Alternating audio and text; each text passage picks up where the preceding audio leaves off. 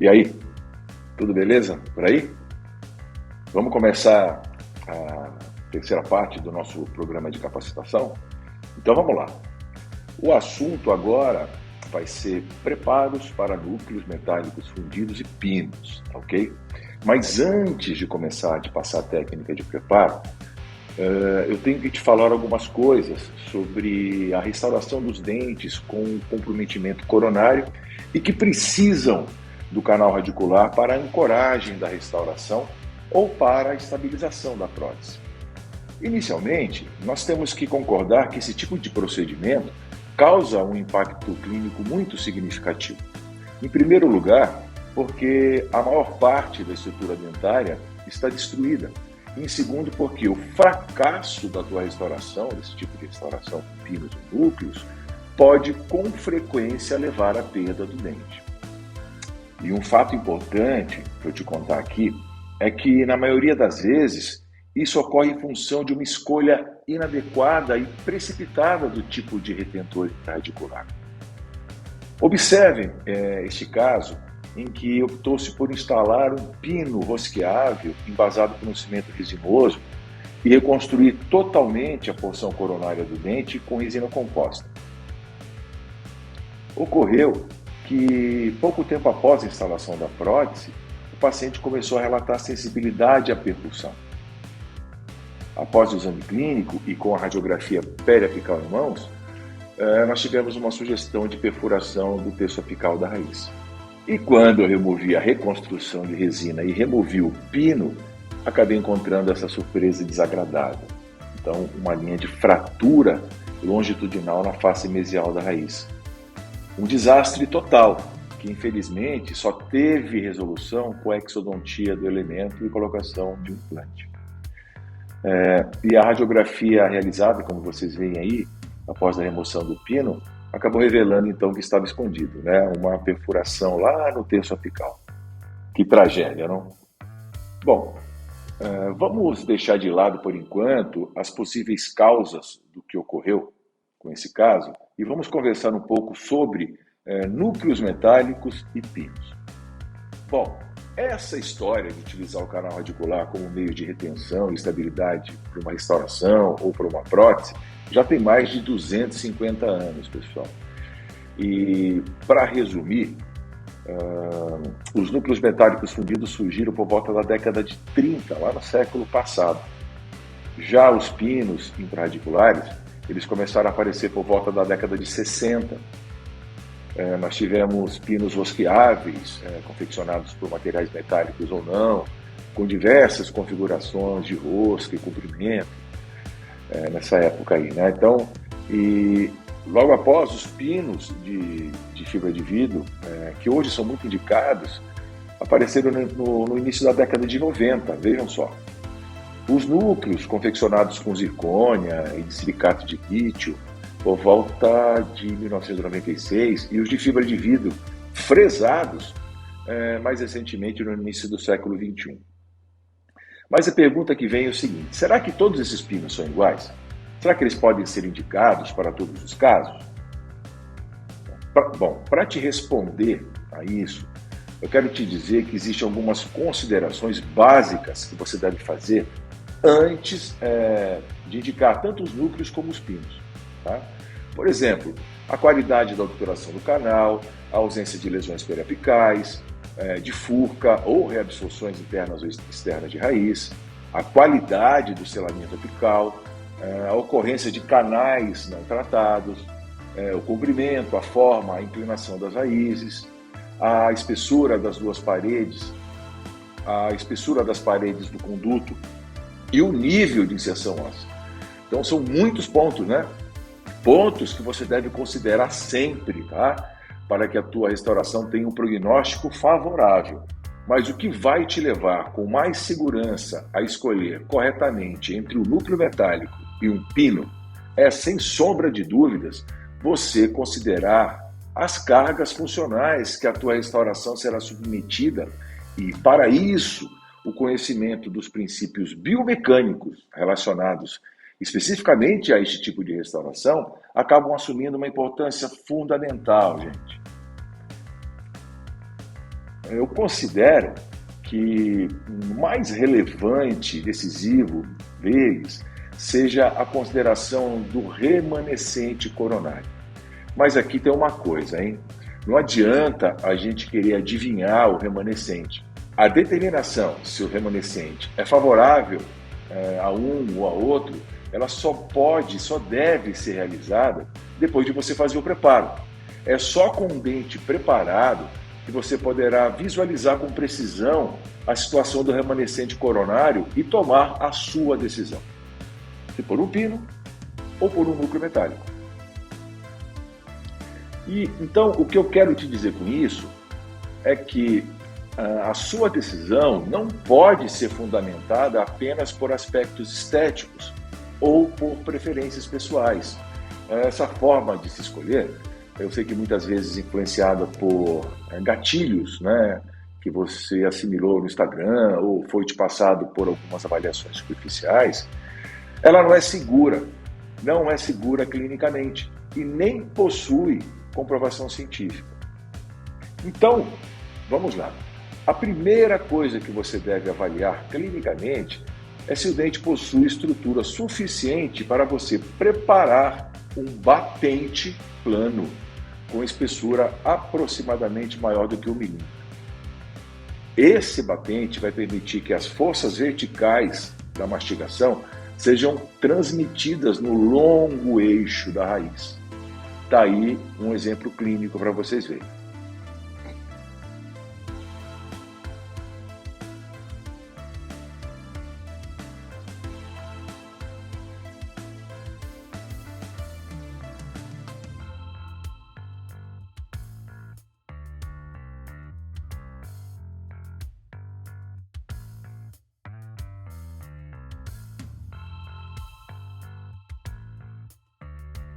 Agora, se o teu remanescente não te permitir preparar esse batente, a força vertical, que naturalmente se decompõe obliquamente, aumentará o risco de fratura desse remanescente mais delgado, mais fininho. Por isso mesmo que a altura do remanescente deve ser grande. Se você não preparar o batente de forma adequada, sua restauração terá uma probabilidade grande de falhar, de ter fracasso. Uma outra coisa, esse aspecto é decisivo para você decidir sobre a manutenção ou não do dente. Então, se você tiver estrutura para adequar o batente de uma conformação ótima, beleza. Mas se não, o dente, infelizmente, deve ser condenado. Não dá para a gente fazer milagre, não é isso? Nós temos que respeitar as limitações do caso.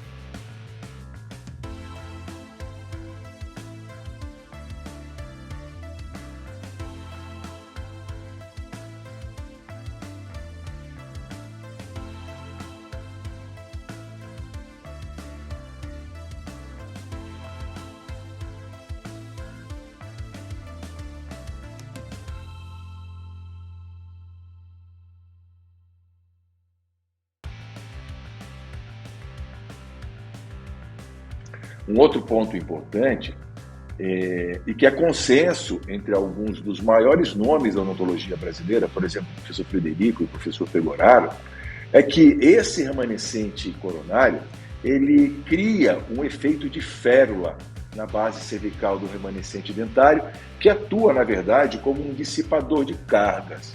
Ou seja, a carga incidente na coroa e no pino, no núcleo, ela vai ser reabsorvida em parte por esse remanescente.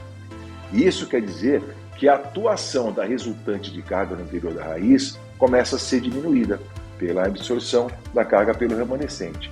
Por isso, para que esse efeito de férula ocorra, há necessidade de que a altura do remanescente, então entre o batente e o término cervical, seja maior do que 3 milímetros. Se for menor, você não deve indicar um pino, mas sim um núcleo metálico fundido. É claro que a consideração das variáveis anatômicas, como o comprimento e inserção óssea da raiz, também são muito importantes, tá bom? Em um artigo publicado no JPD, o Aziz e o Gorfield, eles mostraram, vejam só, que dentes que não possuem esse anel remanescente para formar esse efeito de férula, quando fraturam, exibem um padrão de fratura horizontal, enquanto que os que não possuem esse remanescente possuem um padrão de fratura mais vertical, onde as consequências são catastróficas, levando geralmente à perda do dente.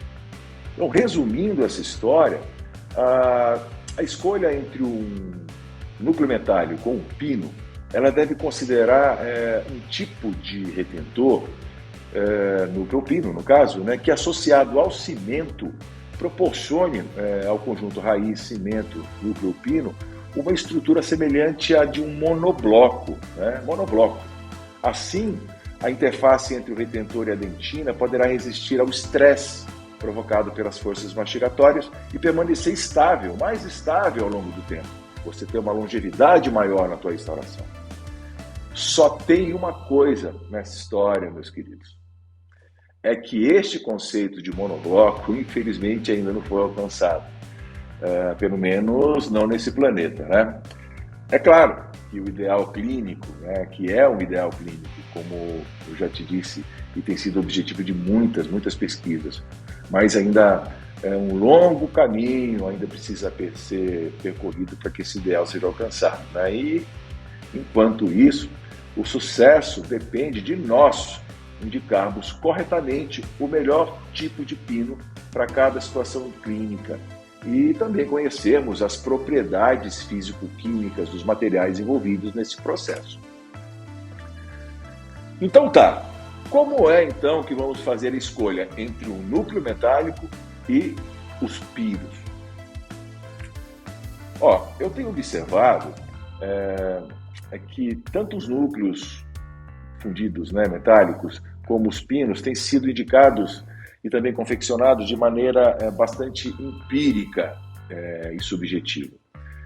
Só para vocês verem, né, em um artigo publicado em 2005, o Tait observou que a maioria dos colegas não possui o conhecimento dos princípios biomecânicos e clínicos que determinam a correta indicação, né, de pinonúcleo. E no meu ponto de vista, isso é bastante grave, porque dá a impressão equivocada de que a indicação deve ser fundamentada apenas nas propriedades físico-químicas dos materiais empregados e não na associação destes com o sistema biológico, que é composto pelo remanescente dental, pela implantação óssea e pela característica ou características das cargas funcionais. E aí vai. E esse é o maior equívoco que se pode correr na indicação de qualquer procedimento reabilitador. Não é? Indicar um tratamento fundamentando-se, baseando-se apenas nos materiais a serem utilizados e não no desempenho deles frente à demanda funcional, que é a mastigação. Vamos então fazer uma análise um pouquinho mais profunda sobre isso? Vamos começar analisando alguns artigos publicados sobre este tema. É bem rapidinho, viu, gente? Nesse primeiro artigo, nós vemos que a indicação do pino de fibra de vidro estava relacionada à reabilitação de dentes que apresentavam aproximadamente metade do remanescente coronário. No segundo artigo, nós temos que esses mesmos pinos de fibra de vidro possuem um módulo de elasticidade próximo ao da dentina e que este fato permitia a absorção das tensões geradas pelas forças mastigatórias, o que teoricamente protegeria o remanescente radicular. Agora, analisando essas duas opiniões, qual é a sua conclusão? Bom, eu considero que as duas estão corretas. Pensa bem, nós já vimos que o remanescente coronário produz um batente para a absorção de das forças verticais e um efeito de férula para a dissipação das cargas funcionais. E o pino de fibra de vidro, né, indicado nessas circunstâncias, na presença da férula, do remanescente, possui propriedades mecânicas que contribuem para a absorção e dissipação dessas cargas. Até aí tudo bem, beleza? Mas os problemas começaram a ocorrer quando o pino de fibra de vidro começou a ser indicado em situações onde praticamente o remanescente coronário é inexistente. A equipe do Dr. Gary Chang, da Universidade de Hong Kong, publicou um estudo em 2012, onde eles estudaram o efeito das cargas funcionais em reabilitações suportadas com pinos de fibra de vidro, sem nenhum remanescente coronário. E o que eles concluíram? Que em função da característica do modo de elasticidade do pino de fibra de vidro ser próxima da dentina, a carga mastigatória provoca uma deformação significativa nele, já que nessa situação a barreira física do remanescente dentinário não está presente para conter essa deformação. E a consequência disso é que a interface entre a dentina e a resina composta na região cervical é rompida, levando à formação de um espaço entre as duas. E isto traz como consequência uma infiltração vaginal que precede a perda de retenção ou a fratura da restauração, né? E, infelizmente, na clínica, no teu consultório, essa situação você só vai conseguir perceber quando você encontrar um quadro catastrófico e irreversível, né? O escurecimento, dor, exudato na região periodontal. Um dos vários estudos que corroboram com esse fato foi publicado pelo Pegoretti, que detectou por meio de análise por elementos finitos, um cálculo matemático, que a concentração máxima de estresse, né, nessas circunstâncias, ela foi encontrada na região cervical de incisivos centrais superiores, restaurados com pinos de fibra de vidro, e no terço apical, quando esses dentes foram restaurados com núcleos metálicos fundidos. E voltando ao estudo do Dr. Chong, antes de correr a fratura, um valor de tensão significativamente maior foi registrado nas superfícies cérvico-vestibulares dos dentes restaurados com cispino. E esse fato acaba se tornando óbvio, não é, gente? Se nós considerarmos que as cargas mastigatórias nesses dentes têm direção posterior e anterior, de palatina para vestibular, em função do guia incisivo. É lógico. Ora, vários outros autores confirmaram que, quando não há remanescente coronário, a micromovimentação do pino de fibra de vidro inicia a quebra desse selamento marginal da prótese, né? E o interessante é que nenhuma perda de retenção ou desadaptação marginal é detectável nessa etapa, como eu já te disse. Essa ruptura somente será notada clinicamente com o tempo, por descoloração marginal, por cárie recorrente, enfim, na situação onde nós não temos mais como retornar. Um outro ponto importante é a relação entre a posição, a proporção e o comprimento dos pinos com relação ao comprimento da raiz do dente.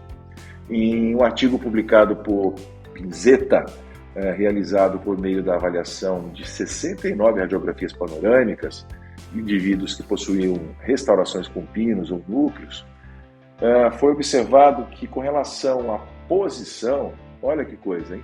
81,5% estavam posicionados centricamente dentro do conduto.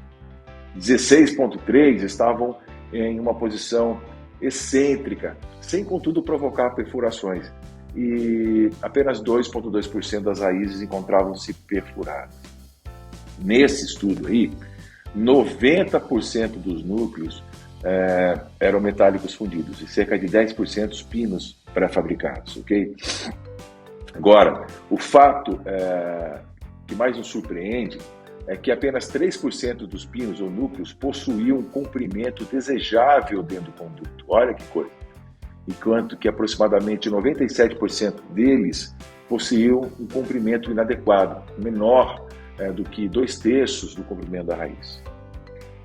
Olha, quando eu li a primeira vez esse artigo, eu fiquei pensando, sabe? E ele acabou me revelando uma outra situação que eu considero bastante grave. Será que os relatos de falhas associados aos núcleos metálicos fundidos estão sendo influenciados pela não observação de princípios básicos de preparo intraradicular e também de biomecânica? Pense um pouquinho nisso. Um outro artigo que vai te ajudar a responder essa questão foi publicado mais recentemente, em 2012.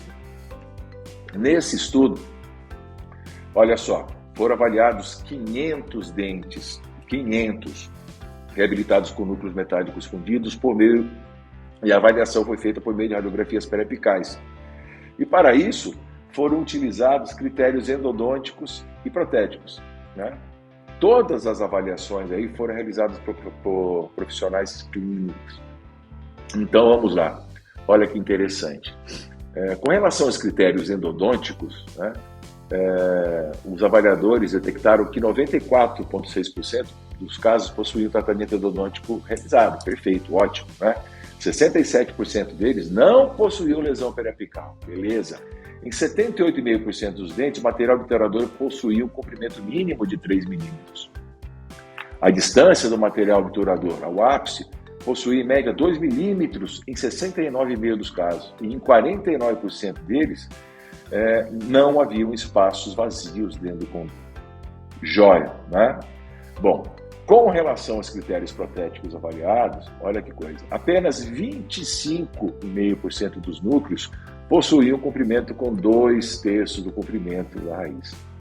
41% não demonstravam espaços vazios dentro do conduto, 78,5% apresentavam-se com diâmetro equivalente a 1/3 do diâmetro da raiz, em 85,5% a relação entre o comprimento do pino e a inserção óssea encontrava-se em 50%, e em 88,5% a direção do pino estava coincidindo com a do conduto. Tá? Beleza também. Agora, um ponto importante é que 81% dos profissionais que utilizaram apenas os critérios endodônticos para fundamentar as suas avaliações, e apenas 18,2% os critérios protéticos. Agora, veja o que mais interessante ainda. Apenas 2,8% deles utilizaram os dois tipos de critérios conjuntamente. Então vejam, parece que provavelmente o diagnóstico clínico está sendo pautado de forma unilateral, entendeu? Sem se considerar todos os fatores que determinam o sucesso e um prognóstico favorável. Isso é muito temeroso, gente, porque pode levar a indicações terapêuticas precipitadas. Ok? Pensem nisso. Bom, como já havia dito, na minha opinião, tanto os núcleos fundidos como os pinos têm sido indicados de maneira bastante empírica e subjetiva. Eu falei isso no começo da aula. Por isso é que eu considero fundamental nós termos muito bem estabelecidos quais são os critérios necessários para a correta indicação, antes de realizarmos os preparos propriamente ditos. Tá? Então, a título de uma breve revisão, o comprimento do pino ele não pode considerar somente o comprimento da raiz, não é? Mas sim o comprimento da raiz inserida em osso. Esse comprimento deve ser sempre maior do que 50% da inserção óssea da raiz. Dentes com inserção radicular reduzida, eles não devem ser indicados para receber esse tipo de restauração, porque eles não possuem uma ancoragem adequada.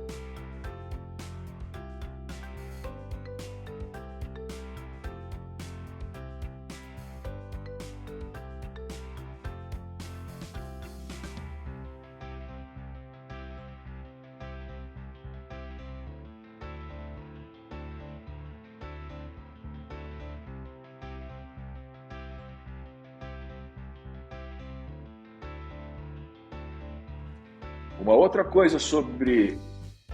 outra coisa quanto ao comprimento do núcleo. Ele deve ser sempre maior ou igual ao da coroa.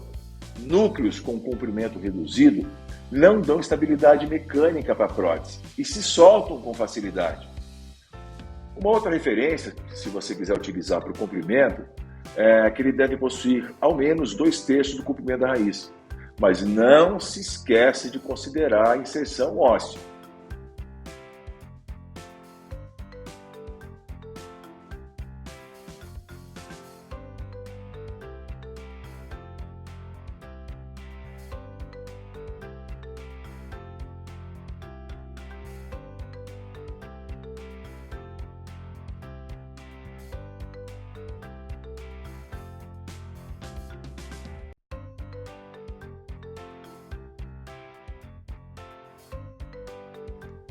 E, finalmente, quanto ao diâmetro, procure sempre deixar o preparo da embocadura do teu canal com aproximadamente 1/3 do diâmetro da raiz. Núcleos volumosos enfraquecem o remanescente radicular. E os muito finos podem se deformar quando submetidos ao carregamento pelas forças mastigatórias.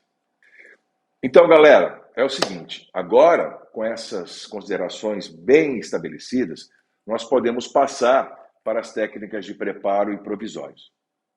Te espero na próxima aula, hein? Até mais.